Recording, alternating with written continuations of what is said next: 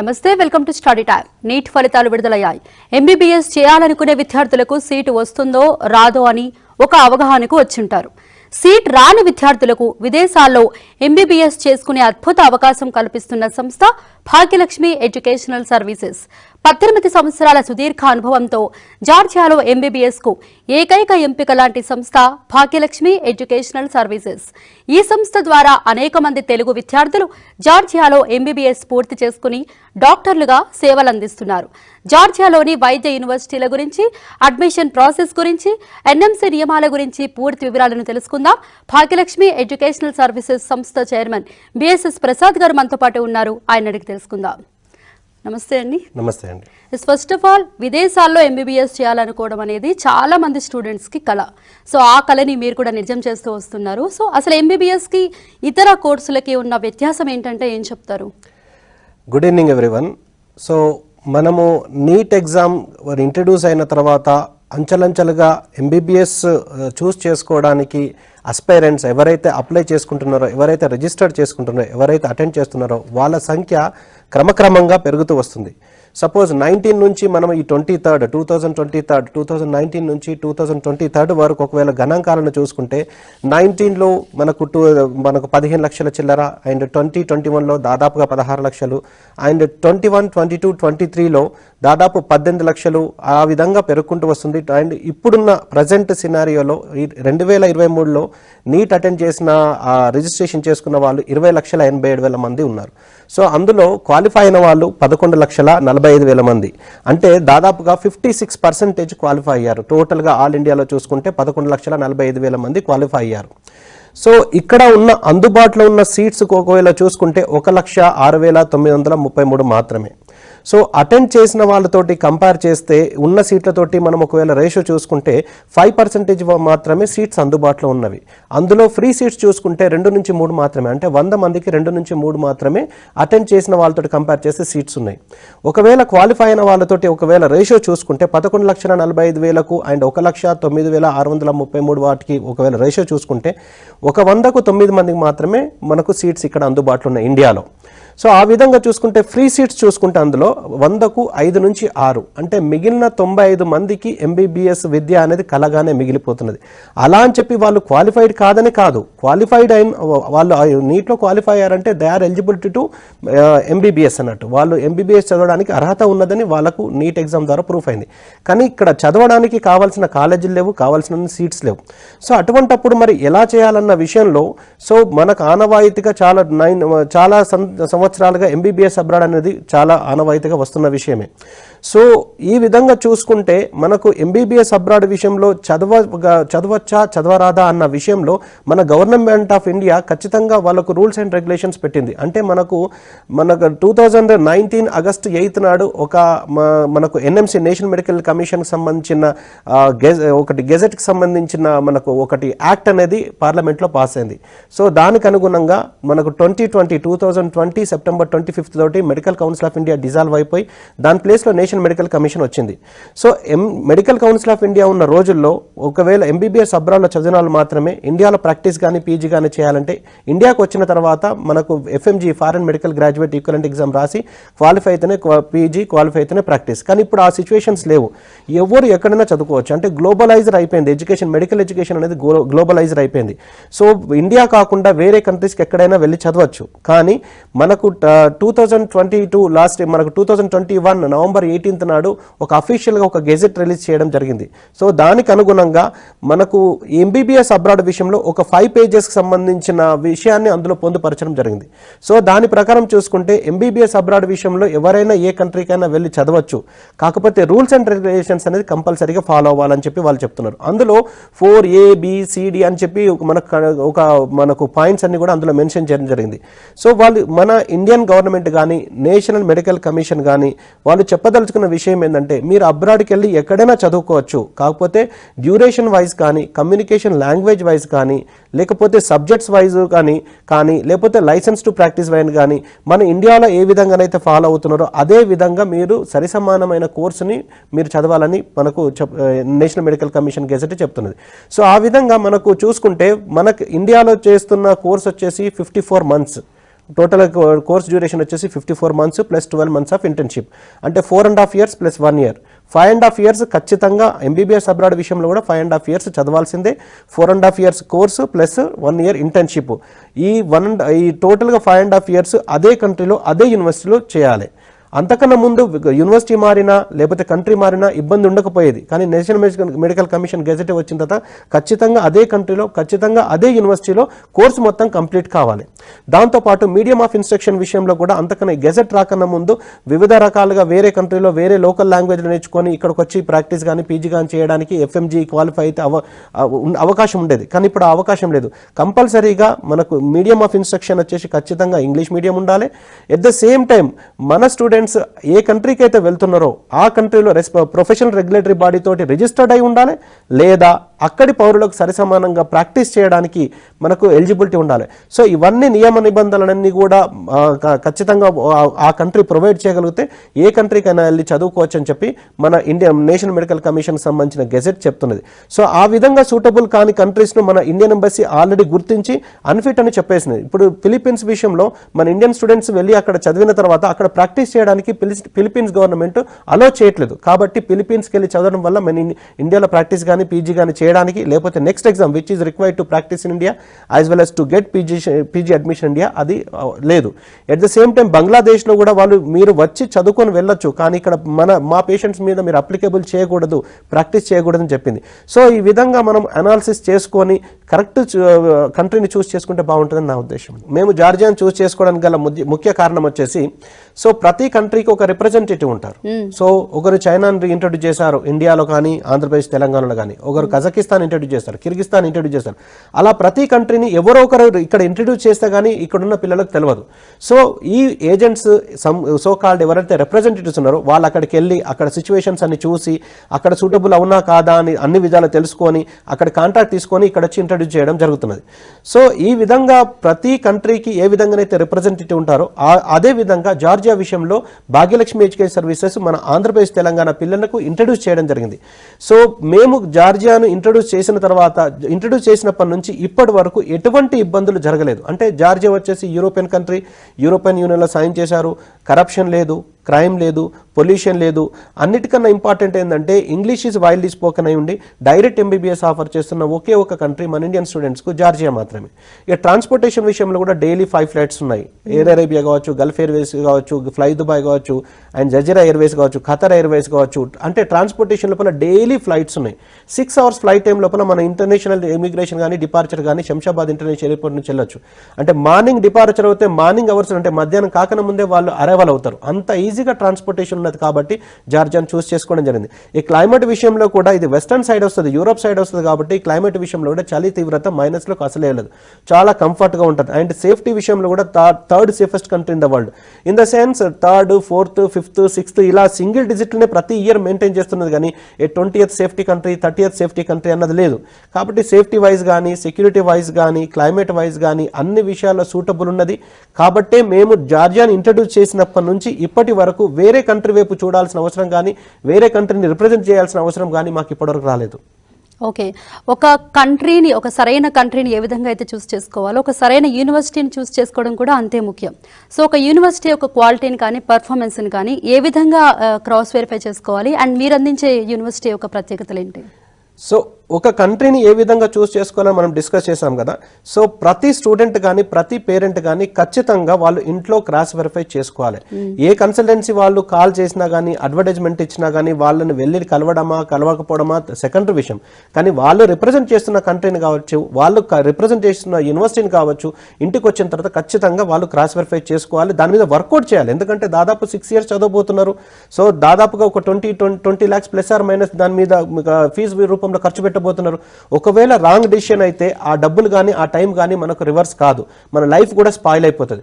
So university చూస్ చేసుకునే విషయంలో accreditations, affiliations, recognitions important. అంటే validity of the degree, global degree ఉంటే మనకు ఇండియాలో ప్రాక్టీస్ చేయడంతో పాటు ఇండియాలో పీజీ చేయడంతో పాటు ఇంటర్నేషనల్ లెవెల్లో కూడా ఆ డిగ్రీకి వాల్యూ ఉన్నదా లేదా అనేది ఖచ్చితంగా క్రాస్ వెరిఫై చేసుకోవాలి.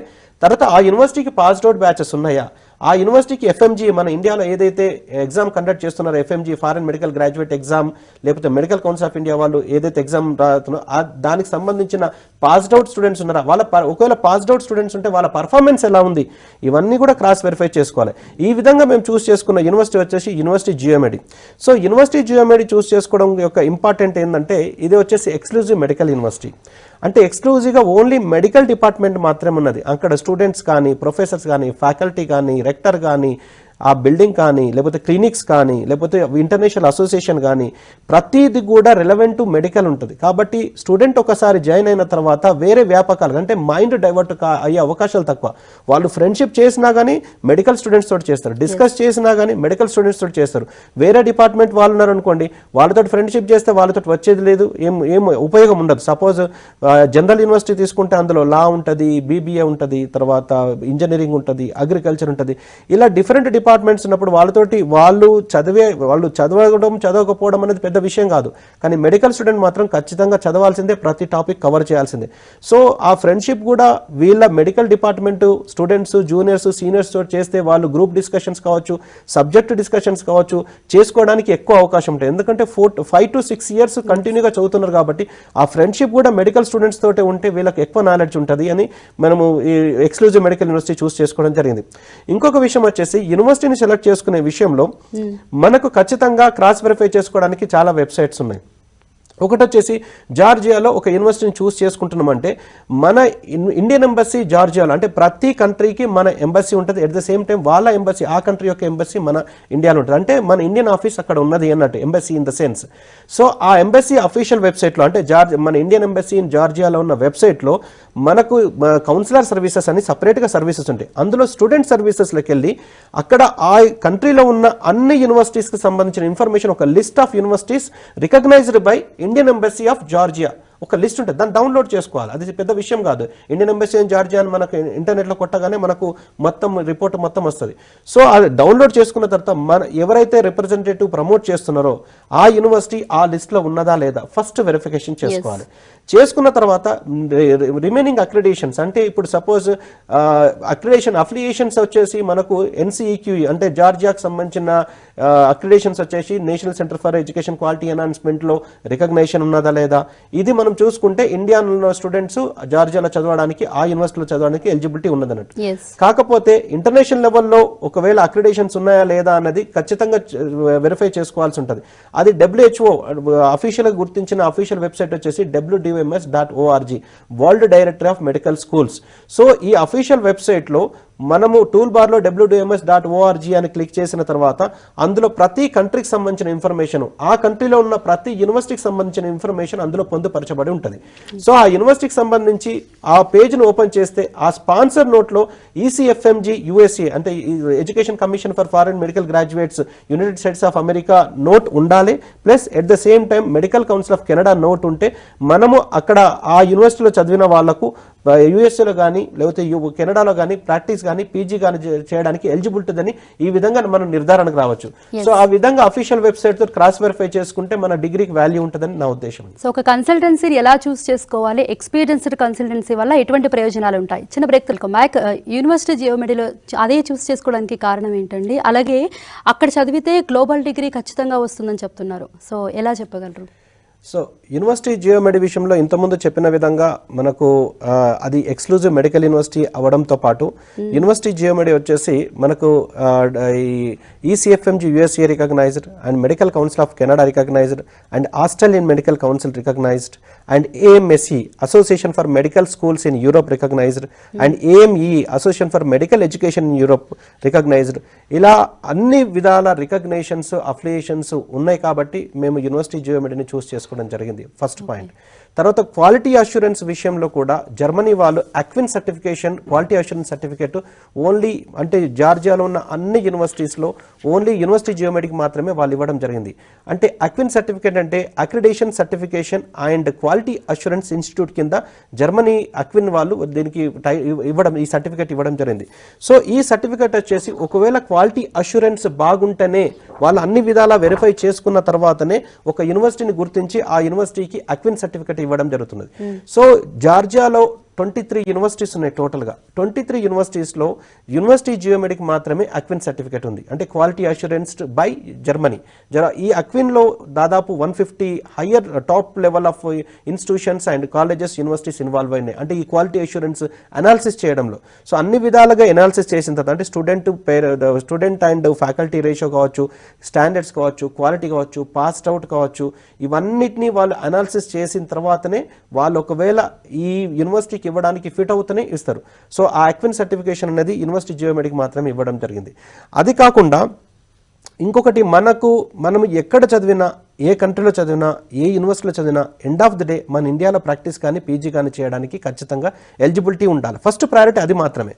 సో ఆ విధంగా చూసుకుంటే ఈ యూనివర్సిటీ జియోమెడి నుంచి highest number of passed out students కలిగి ఉండి, highest number of FMG and MCI ఏదైతే ఎగ్జామ్ ఉందో మన ఇండియన్ గవర్నమెంట్ కండక్ట్ చేసిన ఫారెన్ మెడికల్ గ్రాడ్యుయేట్ ఎగ్జామ్, అందులో హైయెస్ట్ పర్ఫార్మెన్స్ చూపెట్టి highest number of passed out students అయి ఉండి, అండ్ ఎక్స్క్లూజివ్ మెడికల్ యూనివర్సిటీ అయి ఉండి, and more number of passed out batches అయి ఉండి, లోయెస్ట్ ఫీజు ఉన్న ఒకే ఒక్క యూనివర్సిటీ, అంటే ఎక్స్క్లూజివ్ మెడికల్ యూనివర్సిటీ కేటగిరీలో యూనివర్సిటీ జియోమెడి. సో దీని ఫీజు కూడా వచ్చేసి మనకు $5,500. $5,500 మనం సెమిస్టర్ వైజ్ లాగా కూడా పే చేసుకోవచ్చు. $2,750 పర్ సెమిస్టర్, అంటే some around 2 lakhs ± 10,000 per semester లాగా పే చేసుకుంటూ వెళ్ళొచ్చు. టోటల్గా ప్యాకేజ్ ఓన్లీ కాలేజ్ ఫీజు వచ్చేసి మనకు 21 నుంచి 22 లక్షలు ± 1 or 2 lakhs లోపల టోటల్ కాలేజ్ ఫీజు అంతా అయిపోతుంది. సో ఆ ఫీజుకు మన ఇండియాలో లేకపోతే మన తెలంగాణలో కానీ హైదరాబాద్లో కానీ ఎన్ఆర్ఐ సీట్కు 1 సంవత్సరం కూడా సరిపోదు. సో ఇక్కడ వచ్చేసి మనకు 50% కోటా ఫ్రీ సీట్స్ ఉంటాయి. రిమైనింగ్ 50%లో 35% management quota and 15% NRI quota ఉంటుంది.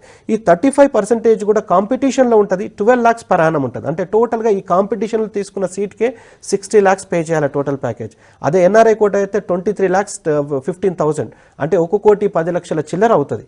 సో అంత ఇన్వెస్ట్ చేసి అంత డబ్బులు పెట్టి ఇక్కడ అడ్మిషన్ తీసుకోవడం కంటే 22 లక్షల లోపల టోటల్ ప్యాకేజ్ లోపల మనకు జార్జియాలో మొత్తం కాలేజ్ ఫీజులు అయిపోతున్నది కాబట్టి మనం అందులో తీసుకుంటే బాగుంటుంది. సో ఇంకో విషయం వచ్చేసి, ఈ విషయంని మనకు ఏదైతే ఎఫ్ఎంజీ పర్ఫార్మెన్స్ రిపోర్ట్ ఉందో, సో దాన్ని క్రాస్ వెరిఫై చేసుకోవడానికి కూడా మనకు అఫీషియల్గా వెబ్సైట్ ఉంది. అంటే national board of examinations in medical science అని సంబంధించిన అఫీషియల్ వెబ్సైట్ ఉన్నది. సో దీని అఫీషియల్ వెబ్సైట్ యొక్క వచ్చేసి natboard.edu.in. natboard.edu.in. ఈ అఫీషియల్ వెబ్సైట్లో మనం క్లిక్ చేస్తే ఎఫ్ఎంజీ పర్ఫార్మెన్స్ లేటెస్ట్ రిపోర్ట్ 2021 మాత్రం అప్లోడ్ చేశారు.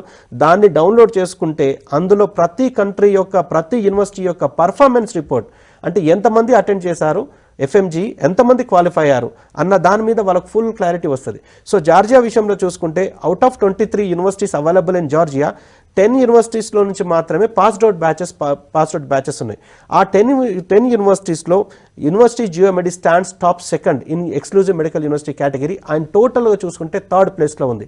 సో ఎక్స్క్లూజివ్ మెడికల్ యూనివర్సిటీలో ఎక్కువ పర్ఫార్మెన్స్ చూపించి తక్కువ ఫీజులో ఉన్నది యూనివర్సిటీ జియోమెడి కాబట్టి మేము యూనివర్సిటీ జియోమెడిని చూస్ చేసుకోవడం జరిగిందండి. ఓకే, అలాగే ప్రసాద్ గారు, చాలా మందికి అబ్రాడ్లో ఎంబీబీఎస్ చేయాలని ఉన్నా కూడా సరైన కన్సల్టెన్సీని ఎలా చూస్ చేసుకోవాలో తెలియదు. సో ఎక్స్పీరియడ్ కన్సల్టెన్సీ వలన ఎటువంటి ప్రయోజనాలు ఉంటాయంటారు? మీరు అందించే సర్వీసెస్ ఏంటి? సో ఇక్కడ ఎక్స్పీరియన్స్డ్ ఫ్యాకల్టీ విషయంలో ఇది చాలా ఇంపార్టెంట్ పాయింట్ అండి. ఎందుకంటే నేను ఇంతకుముందు చెప్పిన విధంగా ప్రతి కంట్రీకి ఒక రిప్రజెంటేటివ్ ఉంటారు.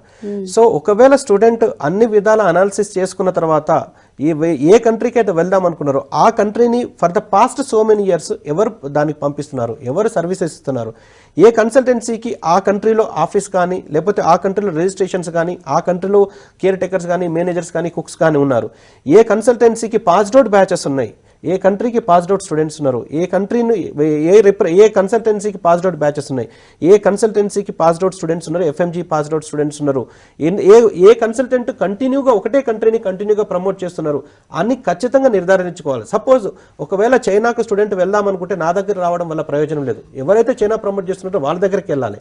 సో చైనాకు ప్రమోట్ చేసే వాళ్ళ దగ్గరికి వెళ్ళి నాకు జార్జియా కావాలంటే he has to depend on some other consultancy. So దాని వల్ల జాప్యం జరుగుతుంది, అంటే డిలే జరుగుతుంది.